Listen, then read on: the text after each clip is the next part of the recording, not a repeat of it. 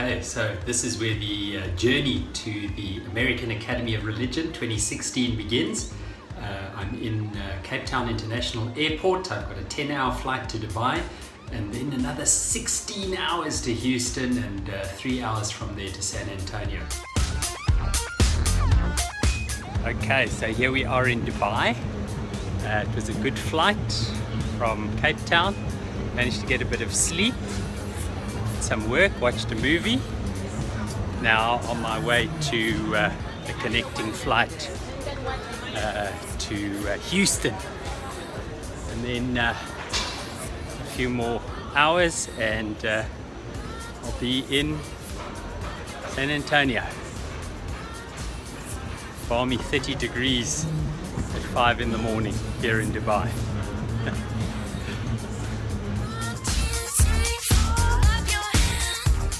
So it looks like there may be 3 seats open for the flight to Houston, 16 hours. I've got my MacBook here, and that'll be good news. It means I can do some writing.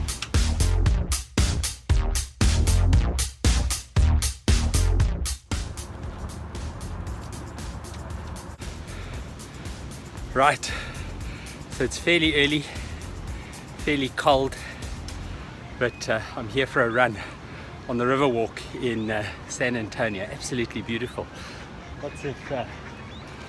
Lots of runners out today. So even a few ducks. Okay, let me get back to my run. This is just such a beautiful city. I've just come up off the river walk. I seem to be in a sort of a historic district here. Look at this beautiful old place. Let's see if we can get that in focus. Behind me here, isn't that lovely? And behind me on this side, another sort of historic little house. All of these just back up on the river over there. Absolutely lovely. Beautiful place to run. I'm about 5 kilometers in.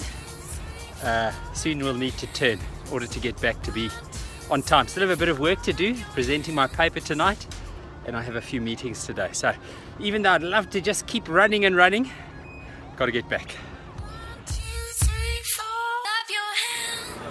Right, so here we are in the one of the main sort of sections of the American Academy of Religion and Society for Biblical Literature. These sessions in between, in spaces like this, tend to be wonderful opportunities to meet people. I've already seen Yaqub Mubarak from St. Augustine's College. I saw Ndiko Mcheselwa from UNISA. I listened to my colleague Nadia Marais presenting her paper a little bit earlier.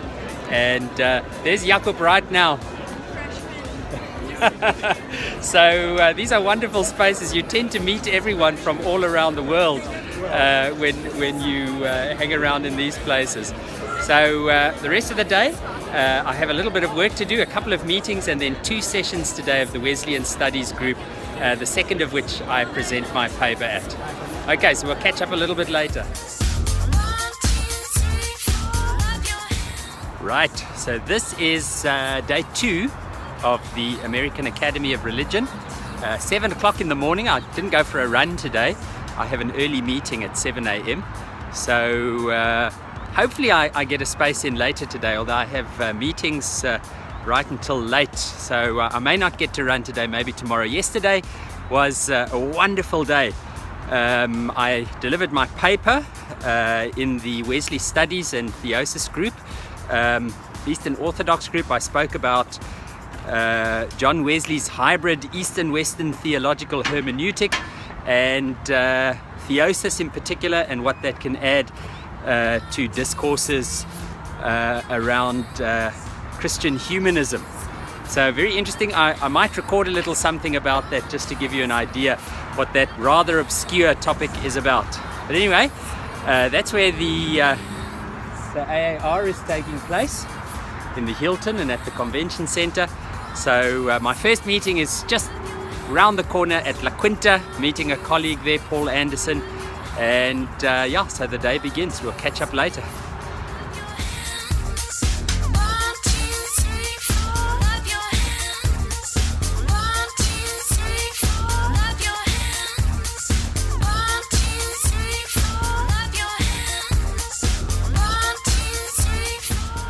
Right, so here we are. This is the Alamo. You can't come to San Antonio and not visit the Alamo.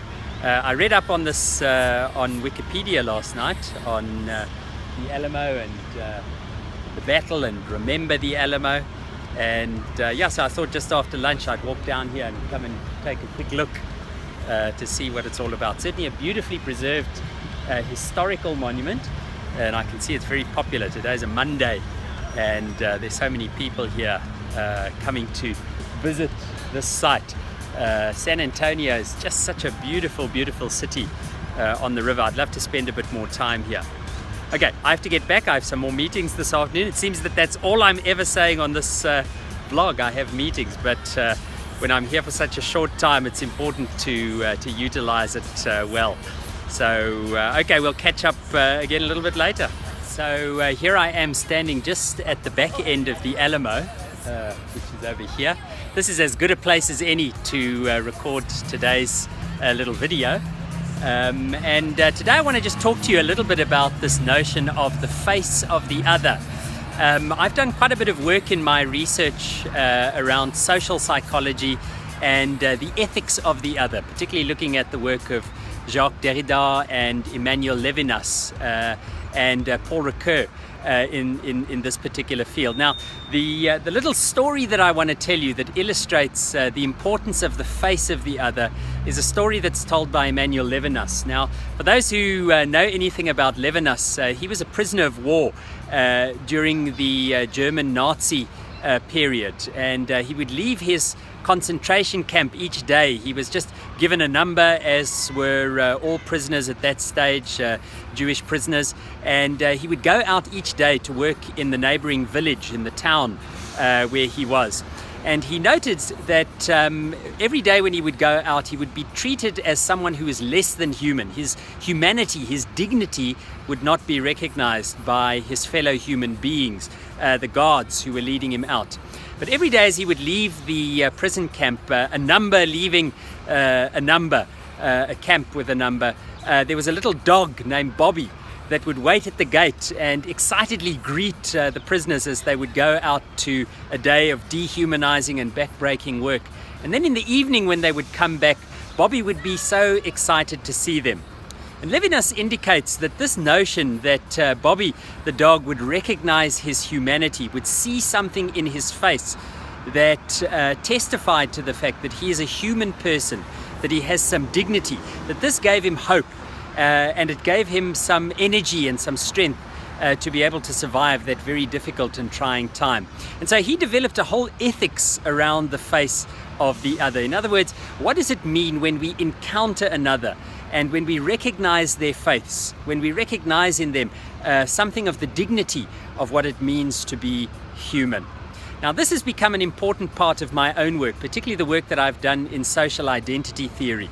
What does it mean when in South Africa a black South African Christian and a white South African Christian encounter one another, when we recognize each other's humanity, when we recognize the dignity of the human person, that shared humanity, the fact that we are both human persons?